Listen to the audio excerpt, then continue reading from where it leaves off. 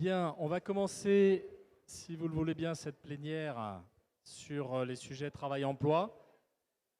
Vous avez passé un petit peu de temps, trop peu de temps, si j'en crois la restitution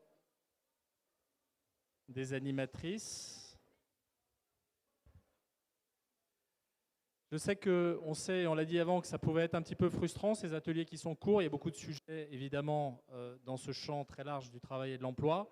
On vous redit, avec les animatrices des ateliers, que notre volonté, c'est de pouvoir continuer ces échanges dans les prochains jours et les prochaines semaines. Et donc, continuer à collecter des témoignages et continuer à collecter des propositions. Je vais demander à Charlotte, à Christine et à Astrid de venir sur l'estrade pour opérer une rapide restitution très synthétique, forcément, du contenu des ateliers, du contenu des propositions.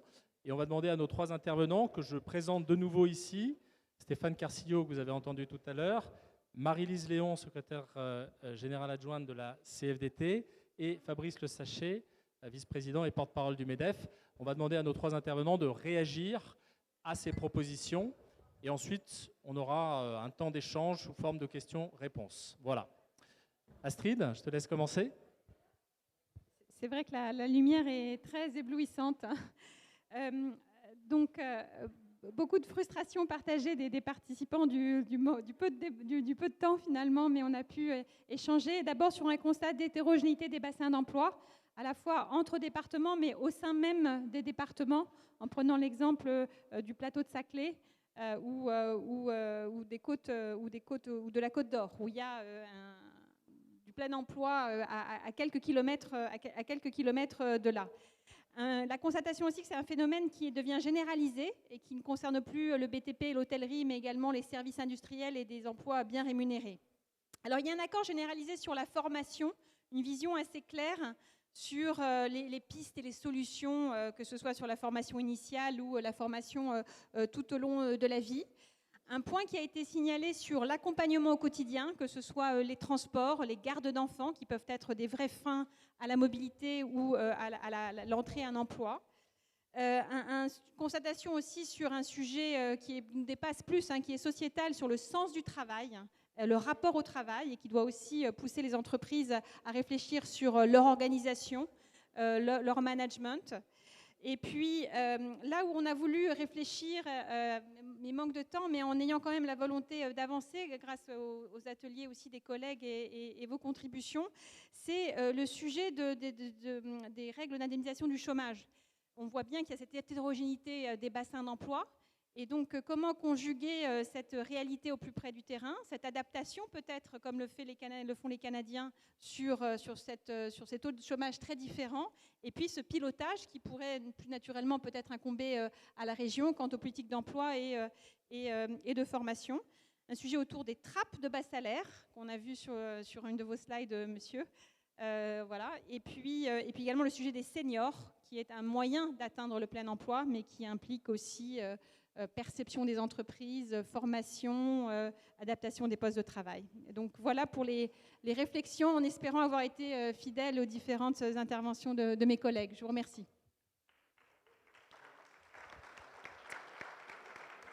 Alors, j'espère que vous ne m'en voudrez pas, parce que c'est vrai que c'était très riche et très frustrant de ne pas pouvoir aller plus loin. Donc, il y aura des petits déjeuners, comme on l'a dit, plus tard sur des thématiques, etc. Vous pourrez vous exprimer davantage. Ce que je voudrais dire, c'est qu'on parle de l'objectif du plein emploi. On sait qu'on a des territoires, et dans le mien, c'est comme ça. Nous sommes déjà au plein emploi. Donc, on a une différenciation dans notre pays à accorder pour pouvoir, en fait, solutionner les problématiques qui ne sont pas les mêmes d'un territoire à l'autre. Après, je ne vais pas redire tout ce qu'a dit Astrid, parce qu'il y a eu plein de choses que tu as dites et que nous avons abordées. On a abordé l'orientation, on l'oublie souvent. L'orientation, c'est le démarrage. C'est comment est-ce que on fait en sorte qu'un enfant puisse, qu'un élève puisse découvrir des métiers, et puis aussi se connaître ses aptitudes, ses capacités sa volonté de travailler dans tel ou tel secteur. Et donc tout ça, en fait, je pense il ne faut pas l'oublier. Quelquefois, on évacue un petit peu ce système l'orientation, pardon. Ensuite, on a la formation, et ça, bien entendu, eh bien, ça dépend des territoires. Il y a des offres de formation plus ou moins intéressantes, plus ou moins attractives, plus ou moins volumineuses d'un territoire à l'autre. Donc, je crois que ça se travaille territoire par territoire. Il y a des régions qui savent coopérer, comme la Bretagne, par exemple, qui est très avancée là-dessus, où les élus parlent aux acteurs de l'éducation, de la formation, de l'accompagnement et des entreprises. Donc, voilà. On a beaucoup parlé aussi du droit à l'expérimentation, l'innovation. Je crois qu'on aurait intérêt de capitaliser en fait toutes les bonnes pratiques, parce que je crois qu'il y en a plein qui... voilà, il y a plein de députés qui auraient voulu parler de leur territoire et des bonnes pratiques, et je pense qu'on en a besoin d'avoir un petit peu les idées de chacun pour essayer pourquoi pas, de les proposer sur nos territoires. On a parlé de méthodes de recrutement, et je vais faire vite parce que Charlotte n'aura plus rien à dire après, mais juste de dire qu'il n'y a pas les gens qui ne veulent pas travailler ou qui veulent travailler et les entreprises qui veulent recruter ou qui ne font pas tout pour recruter. En fait, il faut juste qu'on sache qu'il y a l'employabilité et l'employeurabilité, et qu'il faut travailler sur les deux sujets, du côté des salariés ou des demandeurs d'emploi, du côté des entreprises. On a un phénomène générationnel, on a un phénomène effectivement qui depuis la crise Covid, s'est amplifié. On n'a pas du tout... les jeunes n'ont pas les mêmes valeurs, c'est-à-dire qu'ils veulent préserver leur vie personnelle. Là, quand on va dans les entreprises, on nous dit on n'arrive pas à recruter à plus de 30 minutes. Enfin, voilà, je ne m'éternise pas, mais il y a le sujet de la mobilité, il y a le sujet du logement, il y a le sujet de la garde d'enfants. Enfin, voilà. En tous les cas, c'est territoire par territoire, et puis côté entreprise et côté salariés, demandeurs d'emploi, et les plus éloignés.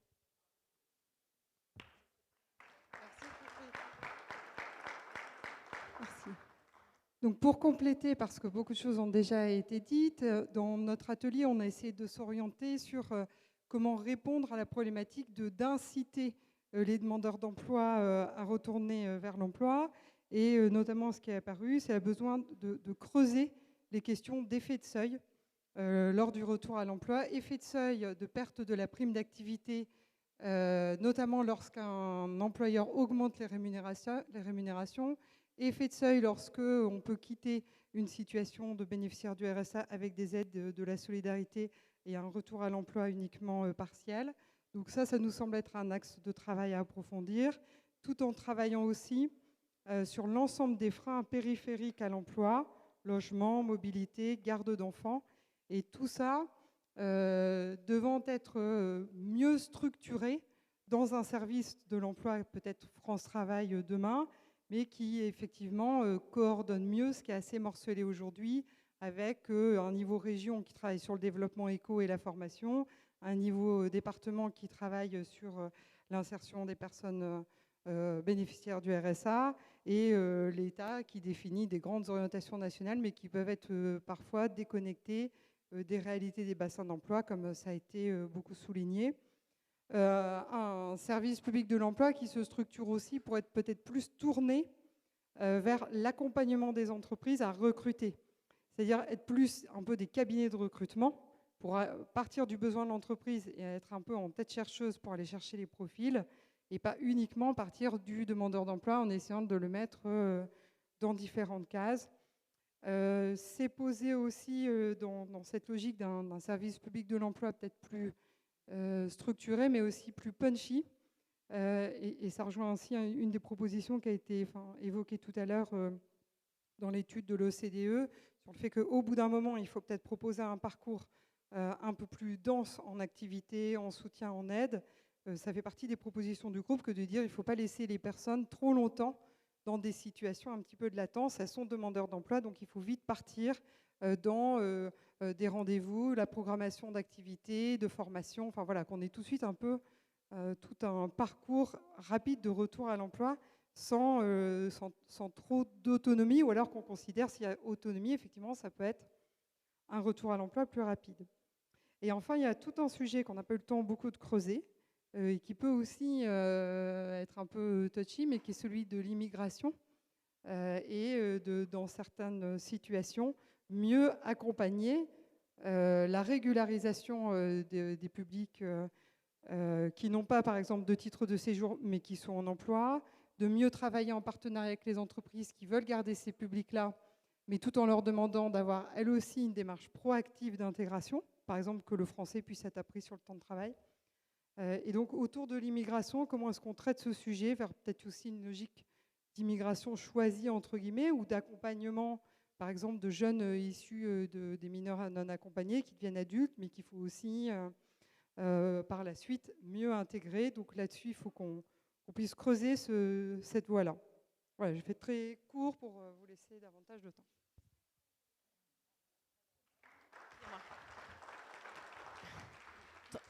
30 secondes, j'ai voulu aller vite et puis j'ai pensé que Charlotte allait en parler et les personnes de mon atelier vont m'en vouloir si je ne parle pas du sujet de la culture du travail. Et on a beaucoup parlé de ces chefs d'entreprise qui nous interpellent déjà depuis la campagne sur le nombre d'abandons de postes, sur voilà, les personnes qui choisissent de travailler ou pas.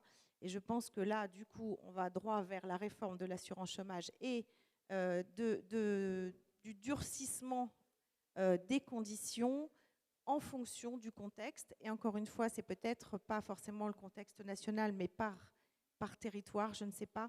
Mais en tous les cas, sur un territoire de plein emploi, ça n'est plus possible que quelqu'un qui refuse un CDI puisse continuer à être indemnisé. Donc voilà, j'avais oublié d'en parler, c'est quand même très important parce que ça a monopolisé une partie du temps. Donc voilà, on a beaucoup parlé de ce sujet-là. Merci beaucoup Astrid, Christine et Charlotte. Alors, on a prévu de faire réagir les intervenants. Je vais peut-être donner la parole à Stéphane parce que Stéphane, en plus, a une petite contrainte horaire et il peut devoir nous quitter. On a parlé d'incitation, on a parlé d'effet de seuil, on a parlé de trappe ou de trappe à bas salaire. Ça fait un petit peu écho au constat que tu as donné. Donc, quelle réaction à tous ces constats et ces débuts de proposition?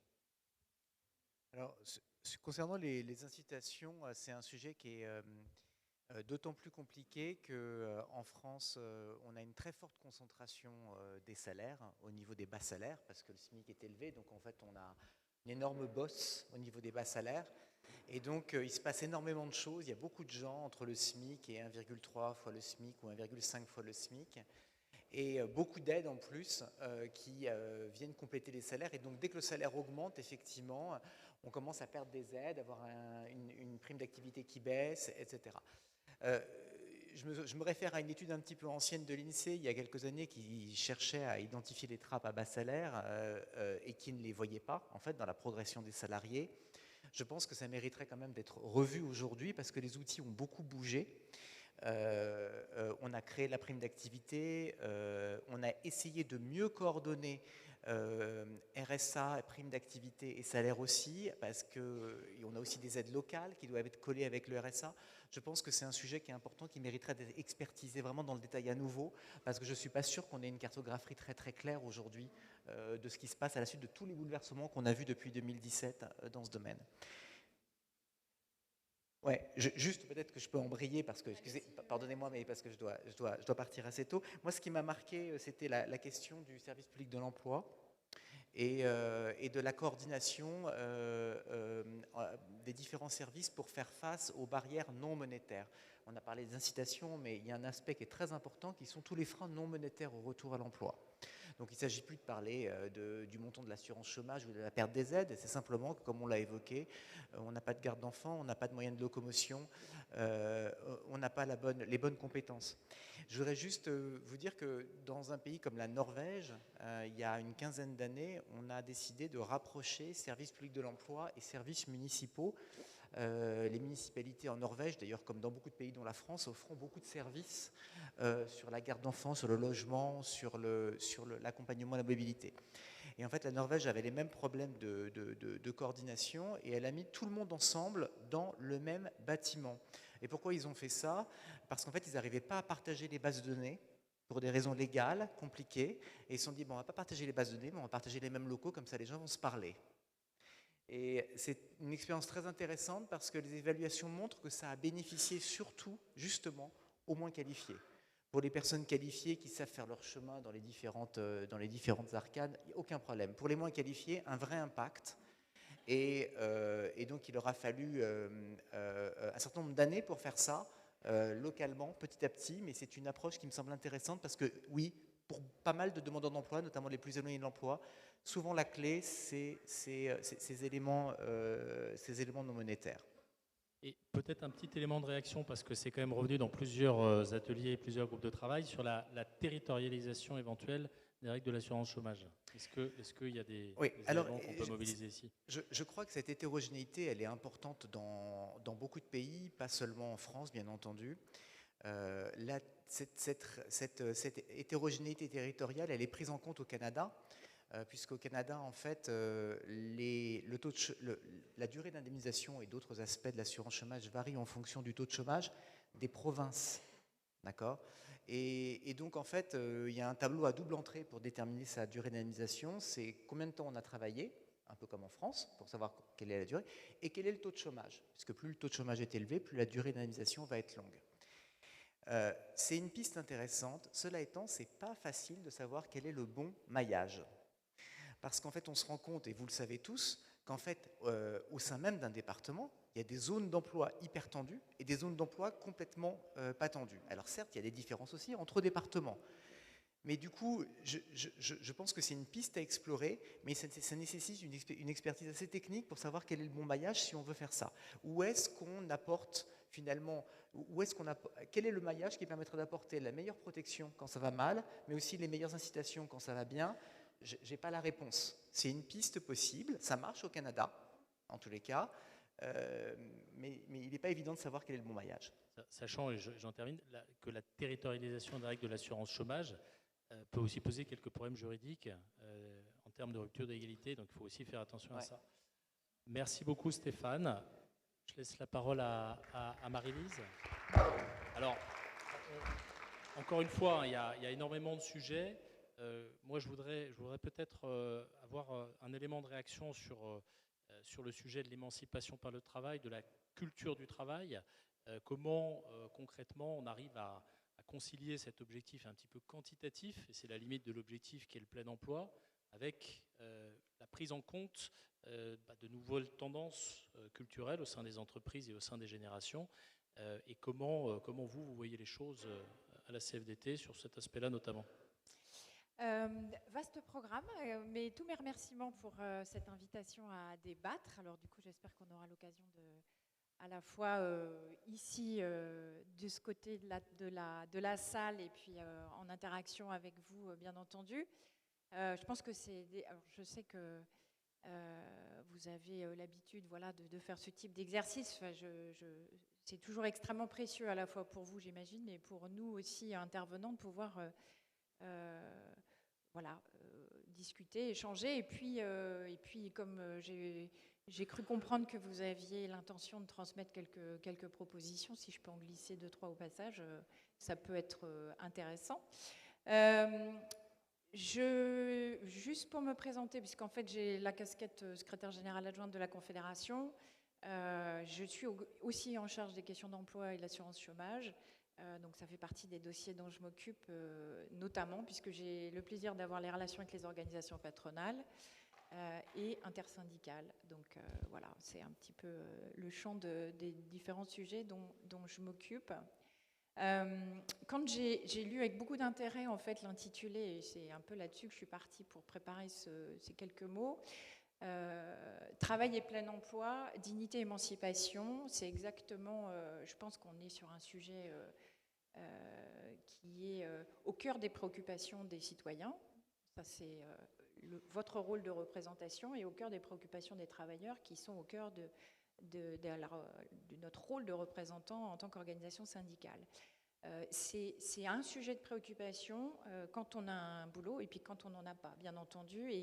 Et pour mon organisation qui était en congrès, donc c'est tous les 4 ans, en juin 2022, on a mis au cœur en fait de nos travaux la question du travail. Et en fait, malheureusement, alors il y a quelques groupes qui l'ont évoqué, mais quand on veut parler de travail, on glisse très vite sur la question de l'emploi. C'est pas la même chose. Alors, et j'entends, je pense que Marc me connaît suffisamment pour faire un petit peu en introduction, préciser que la question de l'emploi, elle est souvent abordée de façon chiffrée, mathématique, et quand on a, bien entendu, on ne peut que se satisfaire d'une baisse du taux de chômage, 7% ou 7,1% de chômage, ça demeure néanmoins plus de 5,1 millions de personnes en situation de chômage. C'est-à-dire qu'on est 5,1 millions de personnes qui vivent une situation qui reste un traumatisme dans un parcours professionnel. C'est extrêmement rarement choisi.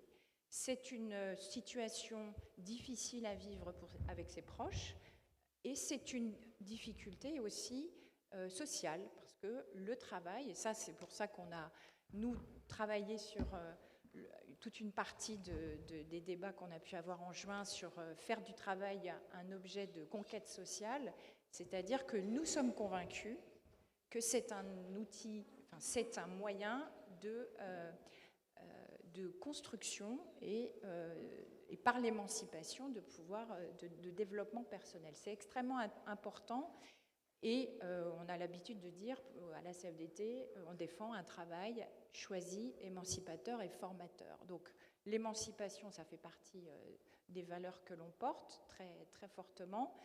Et donc, quand on veut parler de travail et de dignité, on est au cœur des problématiques qu'on a eues au moment notamment de la crise Covid et des attentes des travailleurs dits de la deuxième ligne.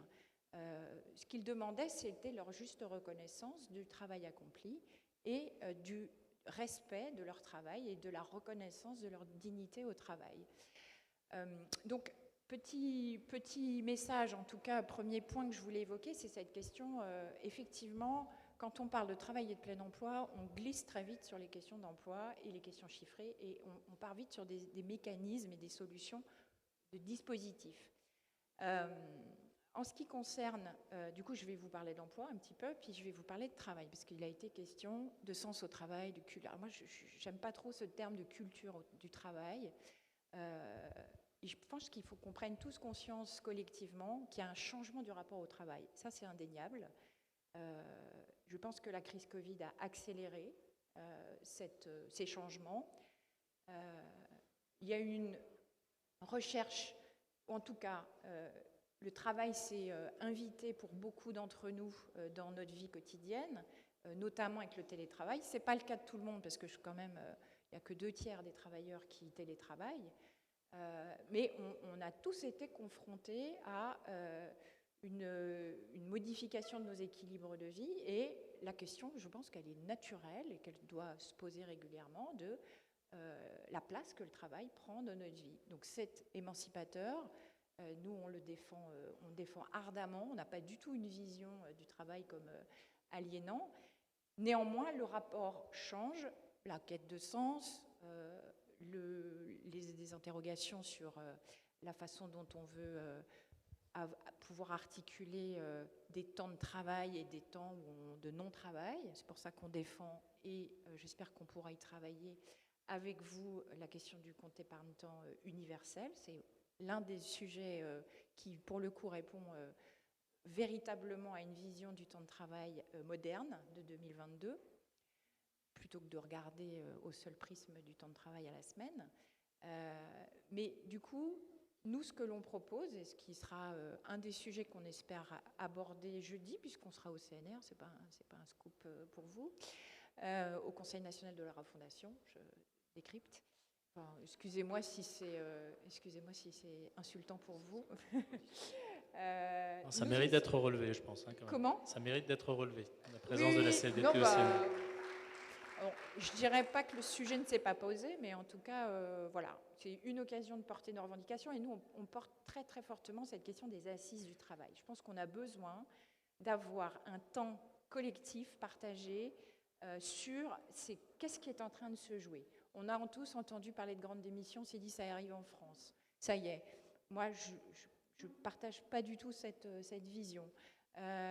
Du coup, voilà, je pense qu'on a tous besoin de se poser et de voir de quoi il en retourne, qu'est-ce qu'on peut dire des évolutions, et puis c'est quoi le travail demain? Je pense qu'il faut juste aussi essayer de se projeter collectivement. C'est quoi le travail demain, et pas uniquement c'est quoi l'emploi demain. C'est-à-dire que demain, l'idée n'est pas de se dire tous auto-entrepreneurs, c'est la fin du salariat, enfin, les raccourcis qu'on peut entendre, mais qui du coup ne nourrissent, je ne pense pas, suffisamment la réflexion sur le travail. Et donc sur la question de l'emploi, il y a des choses qui ont été évoquées à la fois en termes de pistes par Stéphane Carcillo, des pistes qui ont été également dressées, proposées dans le cadre des ateliers.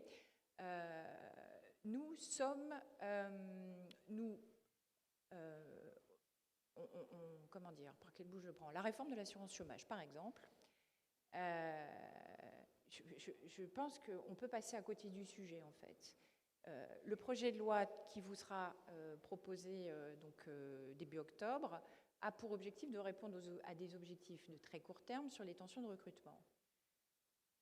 Plus d'un chômeur sur deux n'est pas indemnisé. Donc, ce n'est pas en jouant sur les indemnités que vous accélérez le retour à l'emploi. Moi, je pense que ça peut déjà se poser. Bon, on peut ne pas être d'accord, mais... Et comme je le dis, le chômage, dans une immense majorité des cas, n'est pas un choix. Et puis, je tenais quand même à rappeler que l'assurance chômage n'est pas un mécanisme de solidarité nationale.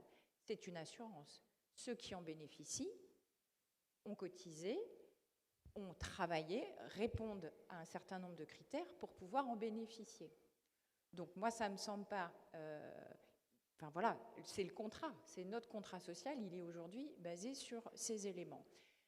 Donc, on n'est pas, nous, favorables à une révision des modalités, enfin en tout cas des règles. Par contre, ouvrir une discussion, et là je me tourne vers mon voisin de gauche, sur les enjeux, et pour nous le sujet majeur c'est les freins à l'emploi, ça a été évoqué, c'est l'ensemble, il n'y a pas de solution miracle de toute façon, je ne dis pas que c'est ce qui est dit aujourd'hui dans la réforme, mais il n'y a pas de solution miracle, il y a une extrême grande hétérogénéité territoriale par métier, les difficultés de recrutement. La DARES a fait une étude très récemment. Le problème numéro 1, c'est les compétences. Le problème numéro 2, 33%, 25%, ce sont les conditions de travail. Conditions de travail dans l'industrie agroalimentaire, dans la filière bois. Voilà, il y a tout un ensemble. Difficultés de recrutement sur les compétences. Vous avez à la fois des métiers très qualifiés sur lesquels on ne trouve pas. Et donc, l'enjeu ne peut absolument pas se résumer à une réforme de l'assurance chômage. Il y a un enjeu sur les compétences qui est extrêmement important. Ça veut dire qu'il faut à la fois mettre en responsabilité les acteurs puissance publique.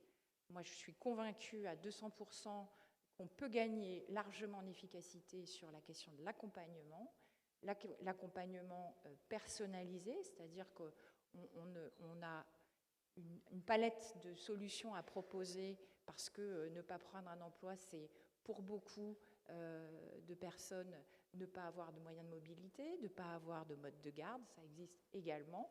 Donc, voilà, il y a toute une palette de possibilités qui peut être mise sur la table. Et puis, voilà, il y a un vrai sujet, question de puissance publique, puis du côté des entreprises, sur la question de l'attractivité des métiers, les conditions de travail, les conditions de rémunération, qui doivent pouvoir permettre quasiment au cas par cas, puisqu'en fonction des secteurs professionnels, on n'a pas du tout les mêmes problématiques. Si on parle d'attractivité, de difficulté de recrutement, le problème de l'industrie, c'est d'attirer les personnes. Une fois qu'elles y sont, elles y restent. Je le fais à grands traits. Dans le bâtiment, les gens y rentrent beaucoup plus facilement, mais ils repartent beaucoup plus vite. Donc, on voit qu'on n'a pas du tout les mêmes questions et du coup, les solutions ne peuvent pas être identiques ou standardisées. Voilà. Voilà les sujets qui, je pense, doivent pouvoir être mis sur la table dans les semaines qui viennent, puisque le temps presse, le gouvernement a l'air plutôt pressé, et qu'au-delà, bien entendu, on parle beaucoup de cette réforme et de l'enjeu de qui décide de quoi. La question de la gouvernance va être un sujet sur l'assurance chômage. Bon, ça, c'est pas nouveau. Je dirais que ça fait 4 ans que c'est sur la table. Et donc, je pense qu'il faut aussi qu'on puisse profiter de la période pour voir comment on réarticule les rôles des uns et des autres et qu'on puisse trouver des solutions intelligentes. Voilà, grosso modo. Merci beaucoup.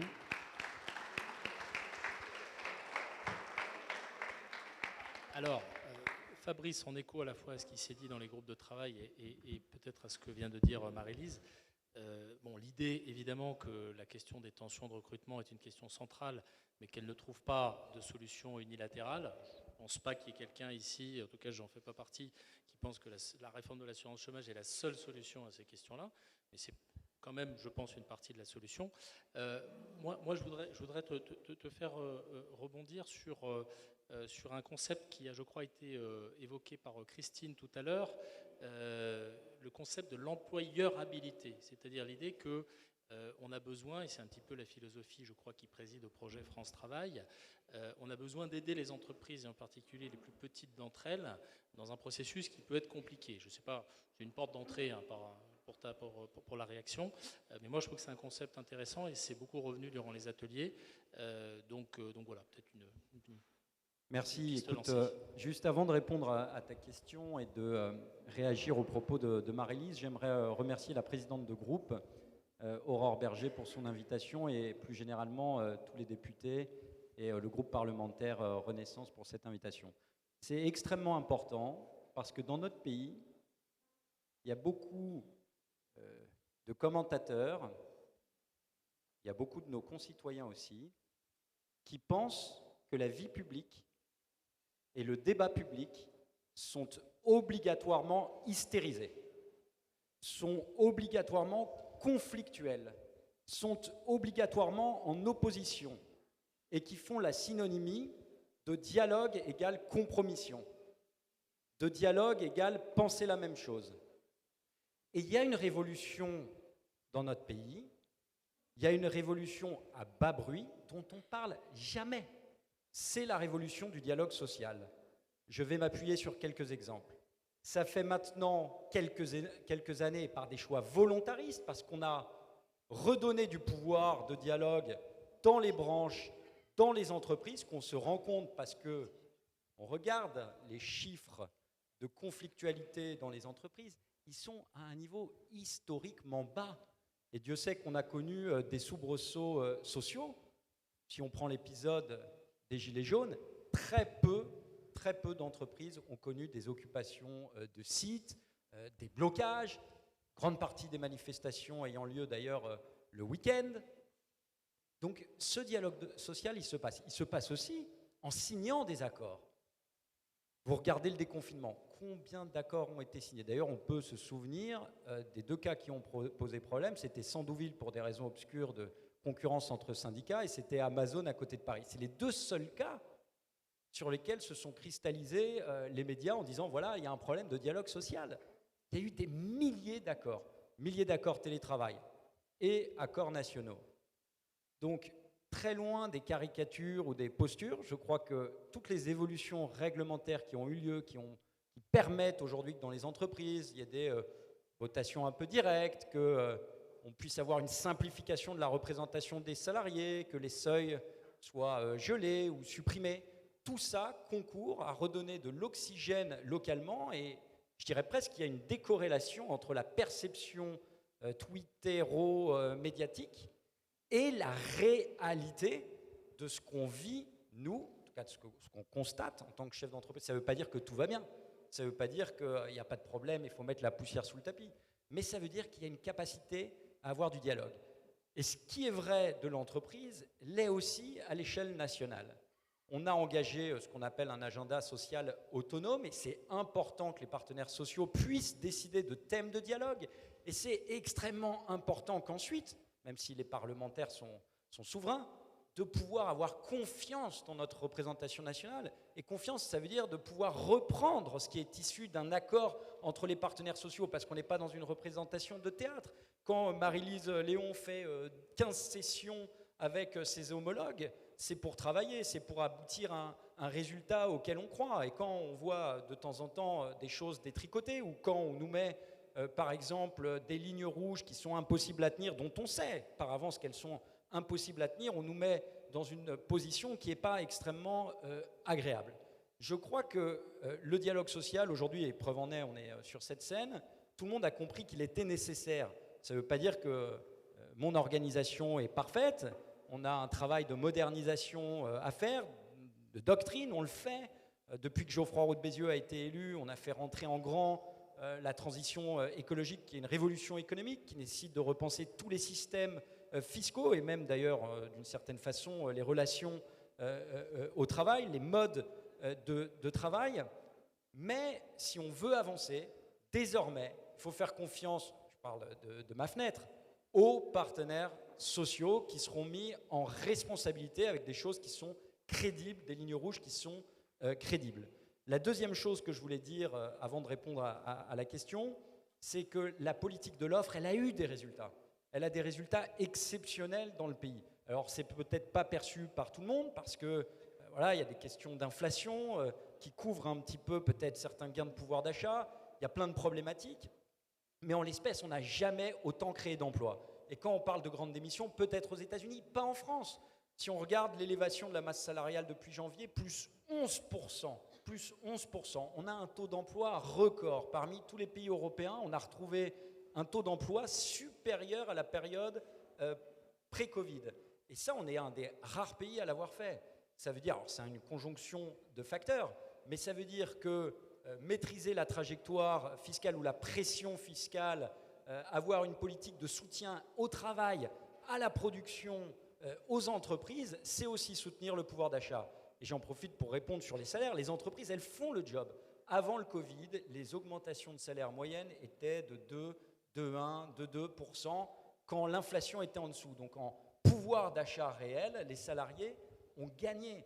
Aujourd'hui, c'est difficile de suivre l'inflation parce que les entreprises font face à plusieurs injonctions, en tout cas difficultés. Elles sont elles-mêmes victimes de l'inflation. Elles ne peuvent pas repasser tous les coûts parce qu'elles ont des contrats de long terme de temps en temps, parce que tout simplement la compétition internationale ne le permet pas. Et donc, c'est difficile à la fois de répondre aux investissements de décarbonation, de la transformation numérique, de la RSE, qui n'est pas simplement mettre un baby-foot dans une salle, c'est quand même, il y a de l'argent à investir pour le bien-être au travail. Et donc, tous ces nécessaires investissements requièrent des marges. Et lorsqu'elles sont mitées ou mangées par l'inflation, c'est difficile. C'est pour ça que sur l'énergie, on a demandé, France, les ménages sont bien protégés, on a demandé, et j'ai vu qu'il y avait eu des annonces ce matin, que les entreprises soient protégées, parce que c'est une source de grande inquiétude. Et puis, elles font face aussi, parce que les carnets de commandes sont pleins, à des difficultés qu'elles absorbent, mais évidemment, l'approvisionnement de certaines matières premières sont extrêmement complexes, et donc elles ont des problèmes de marché. Mais d'une certaine façon, et même d'une façon assez conclusive, puisqu'on le voit dans toutes les enquêtes d'opinion qu'on a commandées, les chefs d'entreprise sont optimistes pour leurs entreprises. Après, quand on parle de la France, ils sont plus que 50%. Sur l'assurance chômage, c'est une évidence. Ça serait nier la réalité. Tout le monde a fait l'expérience cet été d'ailes zombies dans des hôtels, de restaurants fermés. Et ce n'est pas qu'une question d'attractivité des salaires, parce qu'encore une fois, il y a beaucoup d'entreprises qui ont fait le travail. Les augmentations de salaire, 4-5% en moyenne depuis le début d'année. Puis les métiers où on a des pénuries de main-d'œuvre, croyez pas qu'on attire les gens sans augmenter les salaires. Dans les métiers du numérique, les augmentations de salaire, pour les chauffeurs de car, les augmentations de salaire, ça fait plusieurs années qu'elles sont quasiment à deux chiffres, c'est plus 8, 9%. Donc quand on ne trouve pas, le levier, c'est d'augmenter les salaires. Alors, il faut la faire parce qu'on ne peut pas accepter d'avoir un chômage qui demeure encore supérieur à nos voisins et avoir un aussi grand nombre d'entreprises qui n'arrivent pas à trouver les compétences dont tu parlais. Mais il y a plusieurs problèmes. Il n'y a pas que le problème de l'assurance chômage. Bien évidemment qu'il faut un système en accordéon qui soit malléable en fonction des situations. On ne peut pas avoir un système rigide qui soit le même quand on est en situation de plein emploi et quand on est dans une situation où on a justement des pénuries de compétences. Évidemment qu'il y a des réformes à faire pour former beaucoup plus vite, pour individualiser, c'est une évidence, mais il y a aussi un problème de logement. Quand on regarde la création d'emplois dans le pays dans les 20 dernières années, c'est dans 18 aires urbaines. Et donc, c'est là où on a les augmentations du coût de logement. Oui, mais il n'y a pas de permis de construire. Ça, c'est un vrai problème. Tous les chocs d'offres sur le logement, ils ne fonctionnent pas. mobilité géographique, logement, formation initiale, formation continue, réforme de l'assurance chômage. Merci beaucoup. Je n'ai pas répondu à ta question du coup. Non, mais peut-être que les questions avec la salle vont le permettre. Juste avant de vous donner le micro, peut-être en une seconde, une tentative de réconciliation de ces deux points de vue qui opposeraient l'emploi, le travail, c'est-à-dire le quantitatif et le qualitatif, c'est-à-dire le plein emploi et la qualité de vie au travail. Je pense que nous, on a posé, je parle de la majorité présidentielle, une idée importante qui est qu'aller vers le plein emploi, c'est aussi donner plus de pouvoir de négociation aux salariés, c'est aussi pouvoir donner des capacités à améliorer les conditions salariales et les conditions de travail dans les entreprises et dans les branches, et on l'a bien vu d'ailleurs ces derniers temps avec l'hôtellerie-restauration, et je pense que les deux objectifs ne sont pas incompatibles. C'est juste ce que je voulais évoquer, et qu'au fond, ils peuvent d'ailleurs avoir une certaine cohérence l'un avec l'autre. On va vous laisser la parole pour interpeller. Alors Stéphane a dû nous quitter, son petit garçon s'est fracturé le poignet. C'est pas drôle, donc il nous a quittés un peu précipitamment. Mais évidemment, celles et ceux qui souhaitent interpeller nos intervenants, on a des micros.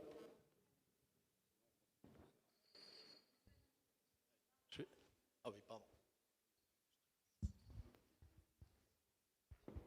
Bonjour. Moi, j'aimerais revenir sur ce sujet de la trappe à bas salaire en fait, et des effets de seuil, parce que c'est effectivement un vrai sujet de compression des salaires vers le bas, et du coup d'un salaire médian qui est relativement bas. Hein, en France, quand on regarde, c'est 1 800 €.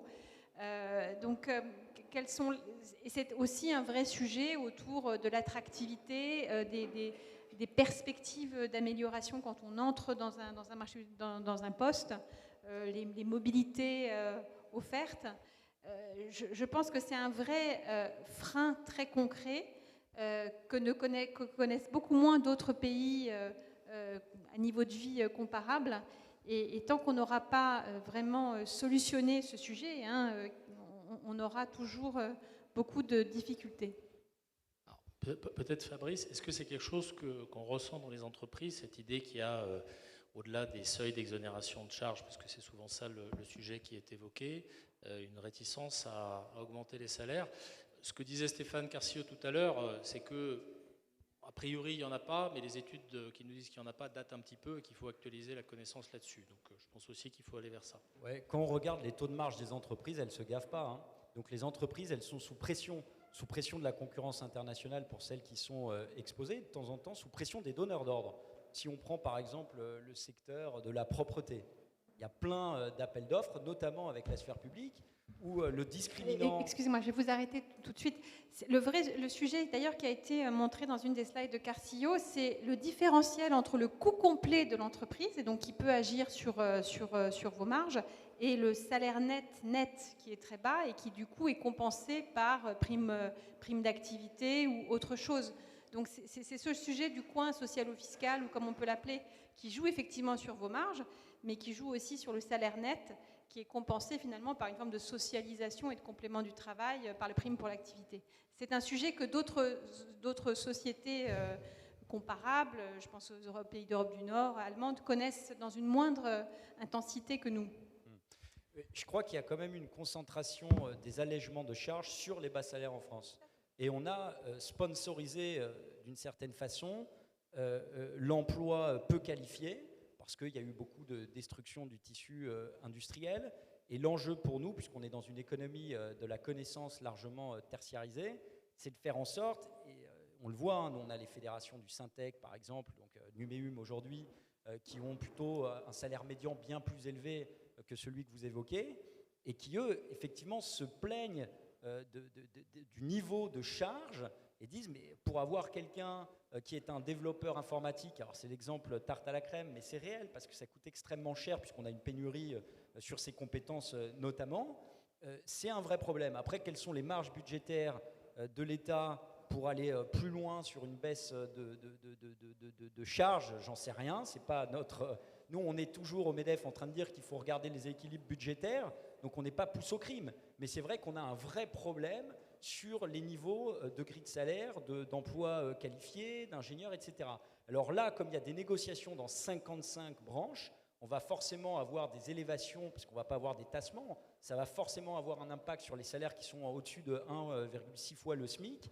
Mais il est vrai que la politique, j'allais dire publique, a concentré très largement son action sur les bas salaires, et donc ça contribue à cette trappe que vous évoquiez. Et nous, aujourd'hui, le sujet, c'est effectivement, puisque une économie comme la France, qui doit financer un système social, on sait très bien qu'on ne va pas diviser par deux notre système social, notre système de solidarité, donc on sait très bien qu'il nous coûtera très cher, quelles que soient les réformes qu'on fasse.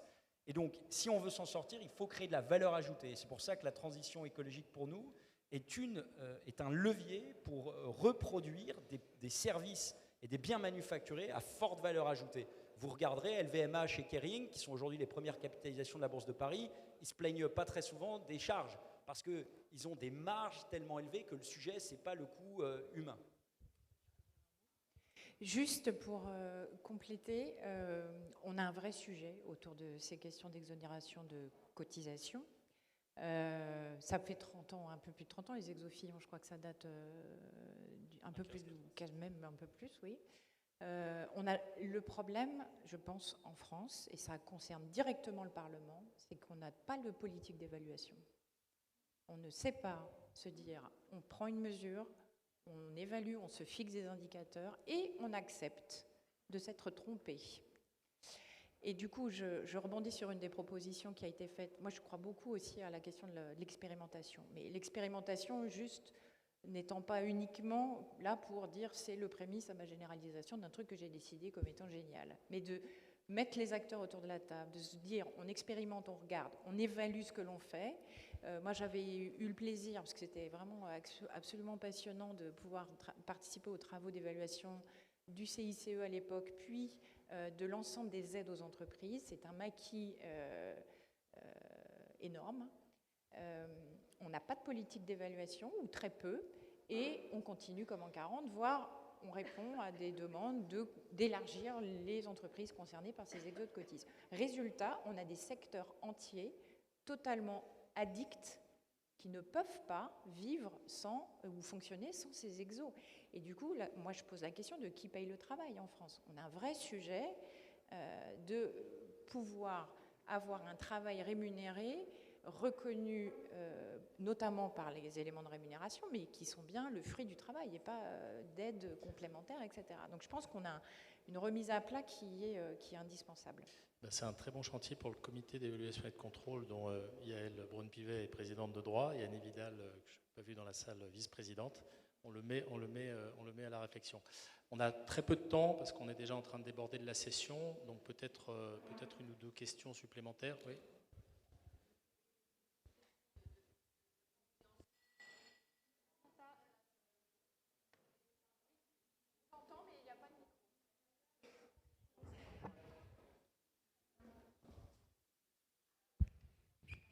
Oui, pardon. Oui, une petite question de compréhension. Vous disiez, Madame Léon, que plus de la moitié des chômeurs ne sont pas indemnisés. Est-ce que vous incluez les personnes au RSA?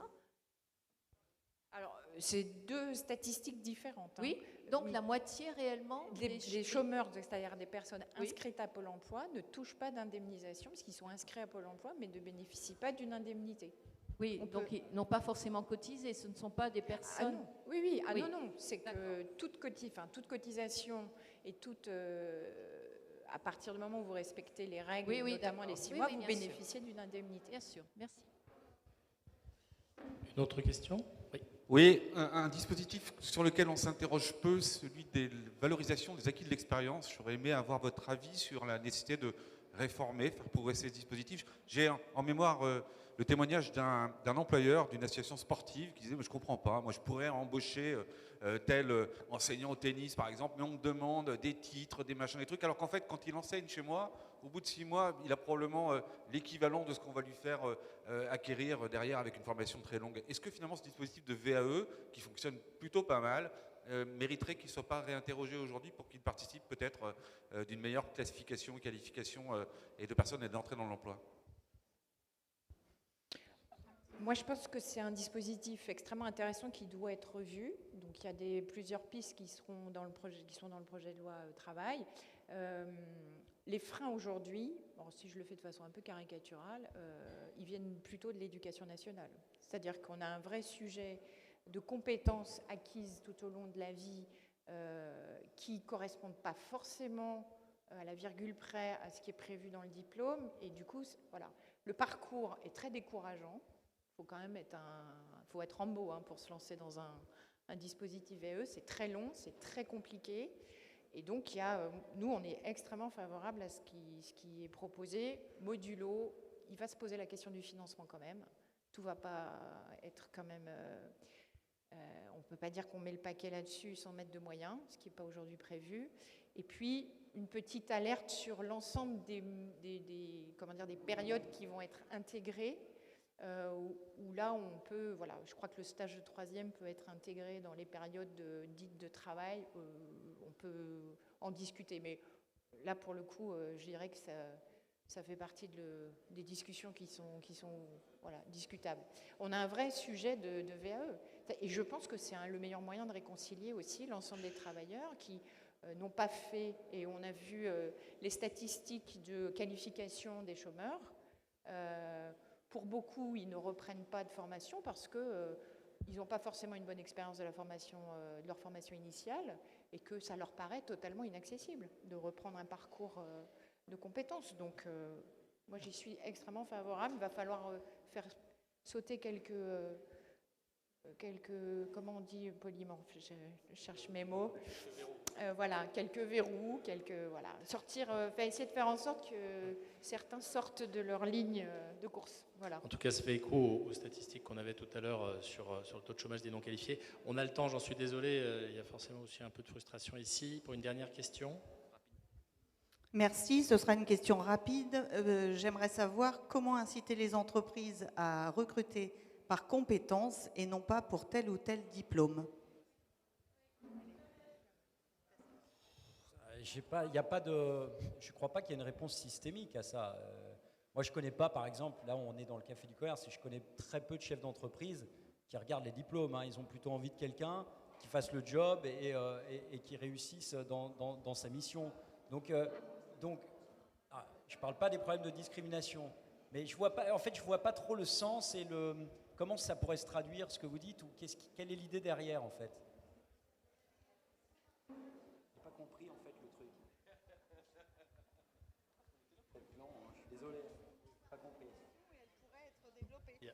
En fait, il y a des méthodes de recrutement par simulation qui existent par rapport à des compétences définies, et ça pourrait être développé par rapport à un type de métier, et donc on évite de passer uniquement par le CV ou par le diplôme. Ouais, je ne sais pas. Je donne mon joker, je suis désolé. Pas de réponse. Bon, ça signifie qu'on a encore un certain nombre de chantiers devant nous et de questions à résoudre. Je vous remercie tous et je vous remercie surtout... Ah, tu voulais intervenir ? Merci Marie-Lise Léon et Fabrice Le Sachet. Merci à tous pour votre participation aux ateliers et évidemment, le travail continue. Merci.